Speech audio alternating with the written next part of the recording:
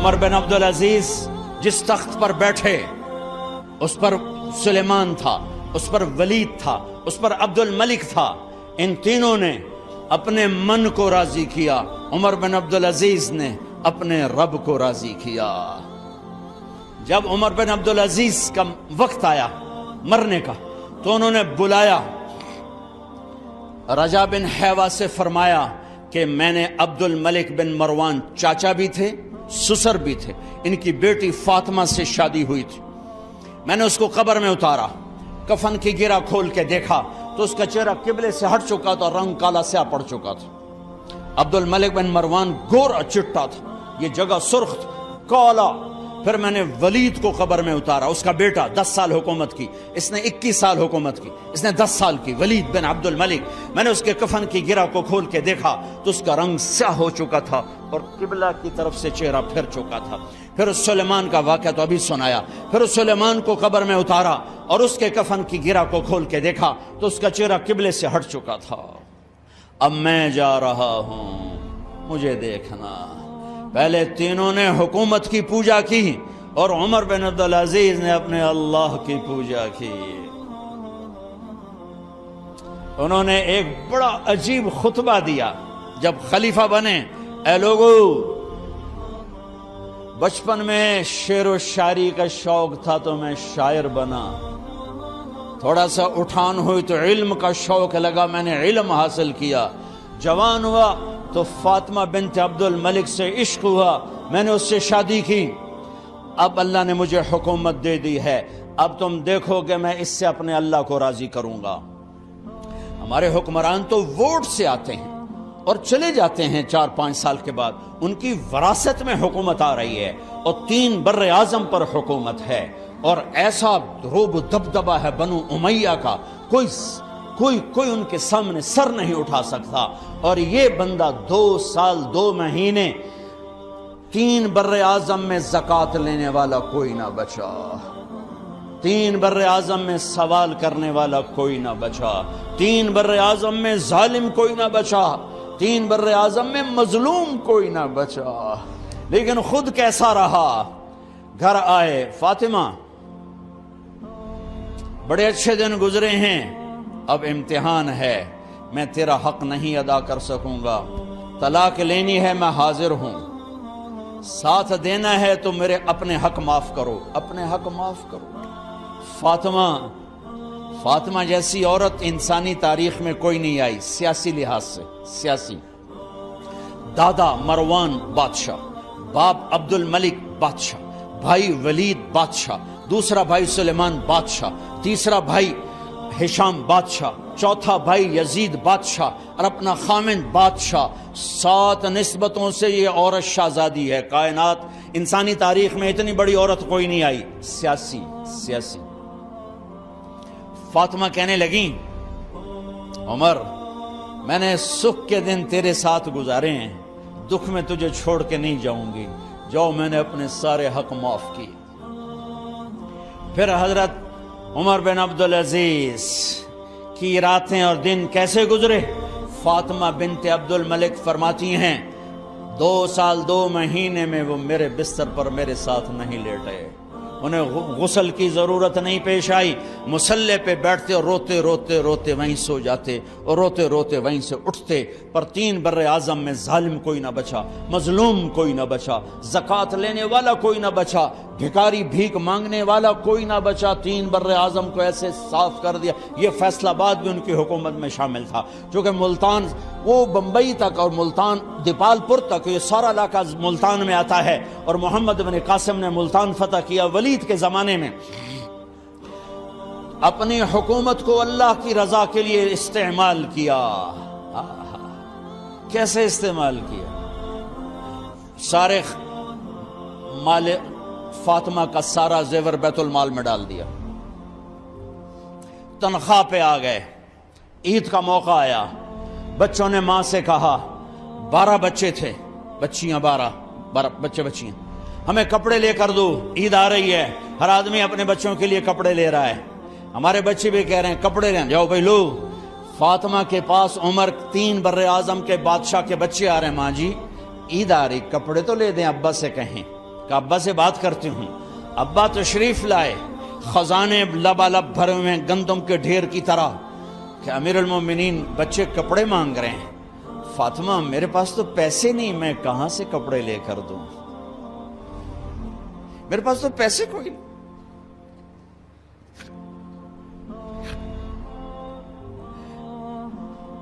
حضرت فاطمہ نے کہا پھر بچوں کا کیا کروں؟ کہا پھر مجھے بھی نہیں پتا کیا کروں. اس کے پہلے 3 حکمرانوں نے لوٹ مار کے بازار گرم کیے، ظلم و ستم کے پہاڑ توڑے، اور آج اسی خزانے پہ ایک شخص بیٹھا ہے جو اللہ کو راضی کرنے کے جھنڈے گاڑ رہا ہے. تو فاطمہ نے کہا آپ ایسا کریں، اگلے مہینے کی تنخواہ ایڈوانس لے لیں، اس سے میں اپنے بچوں کو کپڑے لے دیتی ہوں، اور گھر کا خرچہ میں مزدوری کر کے گھر کی روٹی چلا لوں گی. ارے اپنی تاریخ پڑھو، صرف ڈرامے ہی نہ دیکھتے رہ جاؤ، صرف گانے ہی نہ سنتے رہ جاؤ. اور بھی دکھ ہیں زمانے میں محبت کے سوا، راحتیں اور بھی ہیں وصل کی راحت کے سوا. انہوں نے اپنے بلایا وزیر خزانہ مزاحم، اپنا ہی غلام.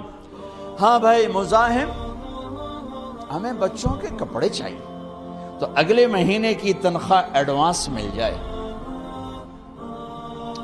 وہ کہنے لگے امیر المومنین آپ مجھے لکھ کر دے دیں کہ آپ 1 مہینہ زندہ رہیں گے، میں آپ کو تنخواہ دے دیتا ہوں. عمر بن عبدالعزیز سر جھکایا، اٹھے، گھر گئے. فاطمہ میرے بچوں سے کہہ دو کہ تمہارا باپ کپڑے لے کے نہیں دے سکتا. اپنی تاریخ تو دیکھو.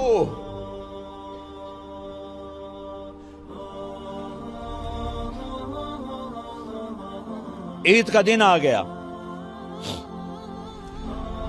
خلیفہ وقت عید کی نماز پڑھاتے تھے، نمازیں بھی خلیفہ وقت پڑھاتے تھے. بنو امیہ کا خاندان ملنے کے لیے آ رہا ہے. سارے سرداروں کے بیٹے اعلیٰ پوشاک، اعلیٰ لباس، ملنے آ رہے ہیں. تھوڑے دیر بعد دیکھا تو بچے بھی ملنے آ رہے ہیں. امیر المومنین کی حیثیت سے بچے باپ کو ملنے آ رہے ہیں، اور ان کے جسموں پر پرانا لباس ہے. عمر انہیں دیکھ کر ادھر اپنے سرداروں کے بچے دیکھے تو زرق برق پوشاکیں، اپنے بچوں کو دیکھا. ارے اس باپ سے پوچھو جو سب کچھ کر سکتا ہو اور پھر مٹھی بند کر لے کہ نہیں میں نے حرام کی طرف نہیں جانا. بچوں کو دیکھا تو آنکھیں ڈبا گئیں، آنکھوں میں آنسو آ گئے.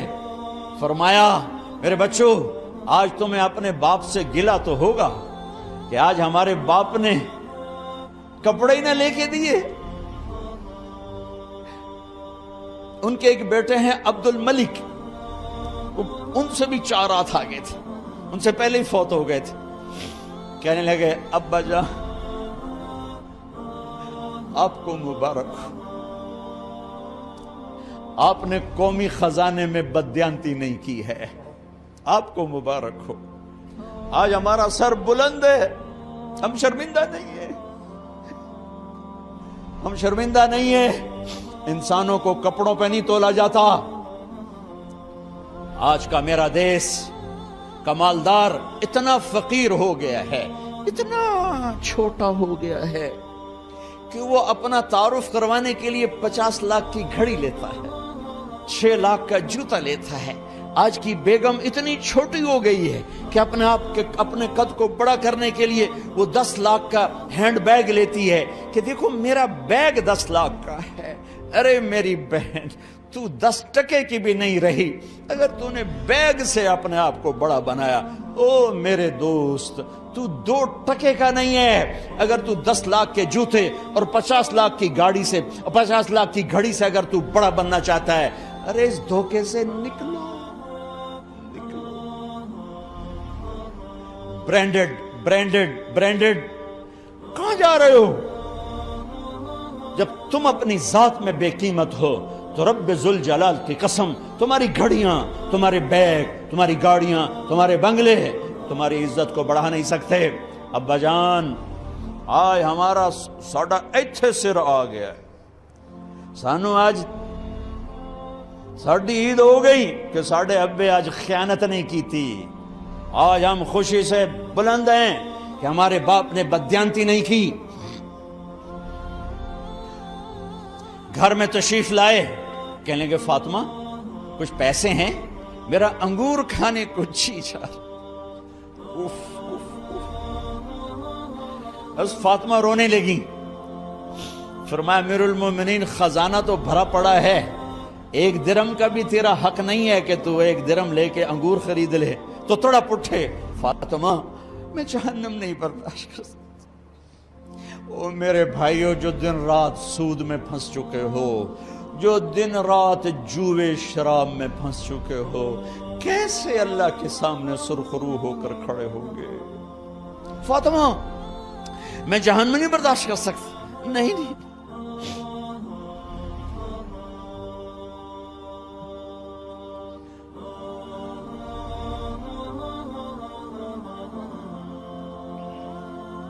ایک رات گھر میں تشریف لائے، بچیاں بیٹیاں، منہ پہ ہاتھ، کپڑا رکھا، دوپٹہ رکھا منہ پہ، اور بات کریں۔ آپ نے پوچھا ارے کیا ہوا تمہیں، یہ منہ پہ کپڑا کیوں رکھتے ہو؟ تو وہ تو خاموش ہو گئی، لیکن گھر کی خادمہ رو پڑی، کہا امیر المومنین آج آپ کی بیٹیوں نے کچا پیاز توڑ کے اس سے روٹی کھائی، سالن کوئی، ارے مسری دی دال ہی کوئی نہیں ہے، پیاز، کچے پیاز نہ روٹی۔ آج ساڈا مزدور جڑا کوئی نہ کوئی چٹنی بنا بند ہے، 3 بر اعظم دے بادشاہ دیاں دھیاں ہے کچے وصلہ نہ روٹی بیٹھیاں کھاندیاں۔ اور میرے آج کا تاجر کہتا ہے جھوٹ نہ بولوں تو کاروبار کیسے، میرا افسر کہتا ہے رشوت نہ لوں تو گزارا کیسے کروں۔ تو عمر بن عبدالعزیز پھس پہ ہچکیوں کے ساتھ روئے کہ میری بچیوں میں تمہیں بڑے اچھے کھانے کھلا سکتا ہوں پر میں جہنم کی آگ برداشت نہیں کر سکتا۔ بھائیو اس بندے نے اپنے آپ کو ذبح کر دی، اللہ کو راضی کرنے کے لیے ذبح کر دی، اپنی ذات کو، اپنے جذبات کو، اپنے احساسات کو۔ جب گورنر ہوتے تھے نا تو حضرت فاطمہ کی ایک باندی تھی، ان سے انہیں عشق ہو گیا، تو اپنی بیگم سے کہتے یہ باندی مجھے گفٹ کر دو، وہ کہتی میں نہیں کرتی۔ جب یہ خلیفہ بنے کئی دفعہ ان سے کہتے مجھے ہدیہ کر دو، مجھے دے دو، وہ کہتی میں نہیں دیتی، میں نہیں دیتی۔ جب یہ خلیفہ بنے تو ان کی بیگم نے اس باندی کو نہلایا، خوبصورت زیورات سے سجایا، عالی شان میک اپ کیا اور اس کا ہاتھ پکڑ کے لائی، امیر المومنین یہ آپ کی خدمت میں گفٹ ہے۔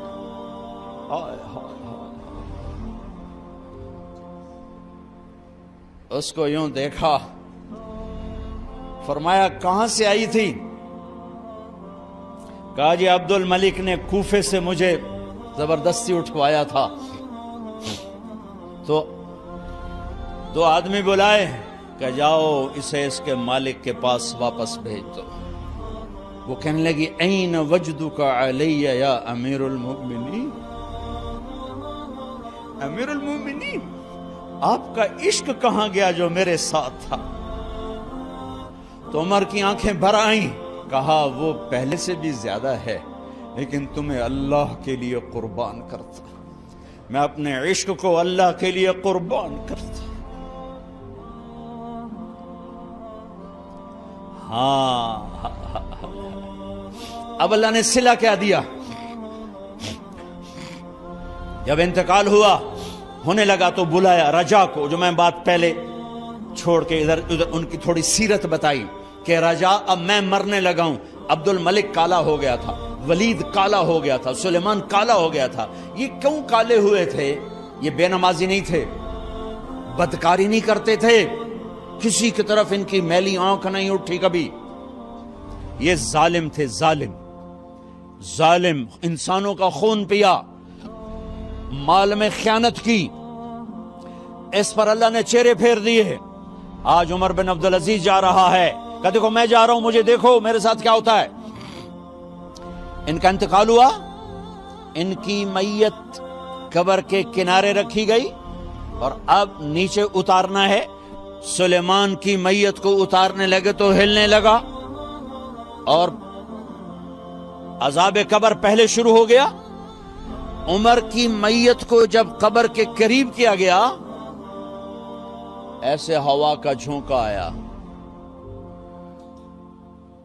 ایک پرچہ ایسے لہراتا ہوا یوں آیا، یوں آیا، یوں آیا اور عمر کے سینے پر گر گیا۔ لوگ کٹھے ہو گئے، پرچے کو کھول کے دیکھا گیا تو اس پہ لکھا تھا بسم اللہ الرحمن الرحیم، براءۃ من اللہ لعمر بن عبد العزیز من النار۔ یہ پروانہ ہے اللہ کی طرف سے اس کے بندے عمر کے لیے کہ اسے جہنم سے نجات کی خوشخبری سنا دی جائے۔ آہا، مرنا ہو تو یوں مرو، اللہ ایسی موت دے دے۔ کہتے ہیں پھر میں نے ان کو قبر میں اتارا، جب قبر میں اتارا تو کیا دیکھا؟ میں نے کفن کی گرہ کھولی تو چہرہ قبلے کی طرف فٹ اور یوں لگا جیسے 14ویں رات کا چاند قبر میں اتر آیا ہو۔ میرے بھائیوں بہنوں، اپنے اللہ سے صلح کر لو، اپنے اللہ سے صلح کر لو، اس کے محبوب مصطفیٰ صلی اللہ علیہ وسلم کی غلامی میں آ جاؤ۔